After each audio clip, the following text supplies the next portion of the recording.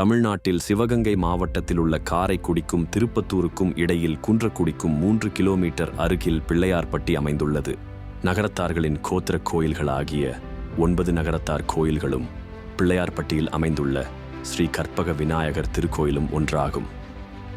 பிள்ளையார்பட்டியில் அமைந்துள்ள ஸ்ரீ கற்பக விநாயகர் திருக்கோயில் ஒரு குடைவரை கோயிலாகும். இக்கோயில் ஒரு குன்றை தோண்டி உருவாக்கப்பட்டது.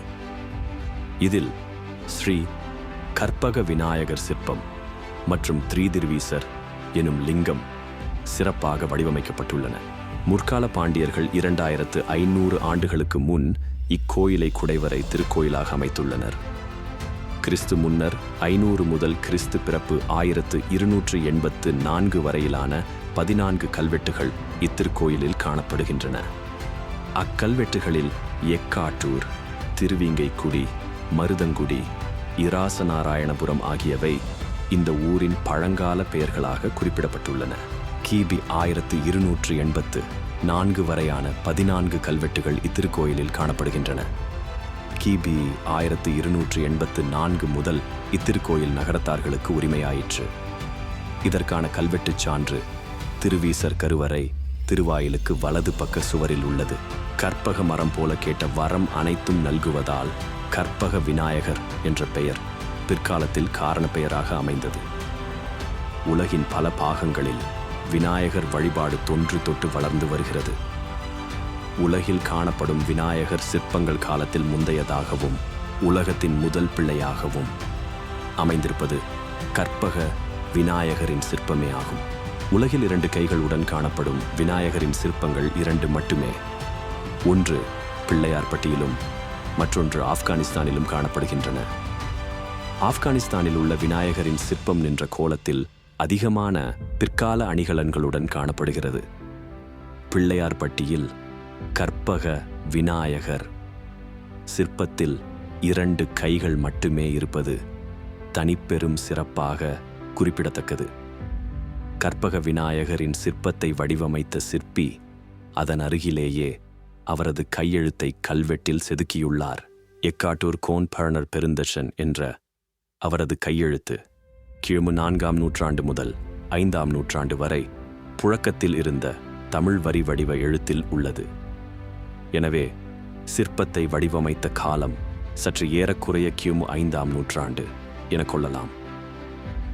தெய்வீக சிற்பக்கலை வரலாற்றின் மூலமும் நமது கல்வெட்டுகளின் சான்று ஆதாரங்களின் மூலமும் பிள்ளையார்பட்டி கற்பக விநாயகரின் சிற்பமே உலகத்திற்கு முதல் பிள்ளையார் வடிவம் என அறியலாம். கற்பக விநாயகர் தனது கையில் மோதகத்தை வைத்திருக்கவில்லை. யோக நிலையில் உலக நன்மைக்காக கையில் லிங்கத்தை வைத்து ஞான தவம் புரியும், தியானம் செய்யும் திருக்கோலத்தில் அமர்ந்த நிலையில் காணப்படுகிறார். அவர் யோக விநாயகராக இருப்பதால் கேட்ட வரங்கள் எல்லாம் எளிதில் கொடுக்க வல்லவராக இருக்கிறார். விநாயகரின் தும்பிக்கை வலது பக்கம் வளைந்திருப்பது ஒரு தனிச்சிறப்பாகும். வலம்புரி சங்கு போல வலம்புரி துதிக்கையும் தனித்தன்மை வாய்ந்தது. வடக்கு திசையை நோக்கி இருக்கும் வலம்புரி விநாயகர் இவர் மட்டுமாகும். எனவே வலம்புரி விநாயகரை வணங்குபவர்களுக்கு வெற்றி மேல் வெற்றி கிடைக்கும். திருமணப்பேறு தரும் காத்தாயினி, பிள்ளைப்பேறு அருளும் அதிசய நங்கன், செல்வ வளம் தரும் பசுபதீசுவரர் வழிபாடு ஆகியவையும் இத்தலத்தின் சிறப்பாகும். இங்கு நடைபெறும் திருவிழாக்களில் மிகப்பெரியது விநாயகர் சதுர்த்தி திருவிழாவே ஆகும். விநாயகர் சதுர்த்திக்கு 9 நாட்களுக்கு முன்பே காப்பு கட்டி குடியேற்றம் செய்து இவ்விழாவை தொடங்குவார்கள். 10 நாட்கள் இத்திருவிழா கோலாகலமாக கொண்டாடப்படுகிறது. ஒரு வருடத்திற்கு சதுர்த்தி நாட்களில் உண்ணா நோன்பு இருந்து அதனை நிறைவு செய்யும் பக்தர்கள் பிள்ளையார்பட்டி வருவார்கள்.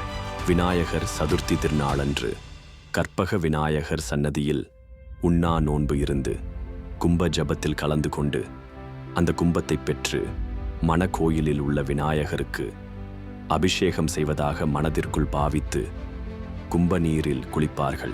ஓராண்டு சதுர்த்தி உண்ணா நோன்பு விரதத்தை இங்கு பூர்த்தி செய்பவர்களுக்கு கேட்ட வரம் கிடைக்கின்றன என்பது கண்கண்ட உண்மையே ஆகும்.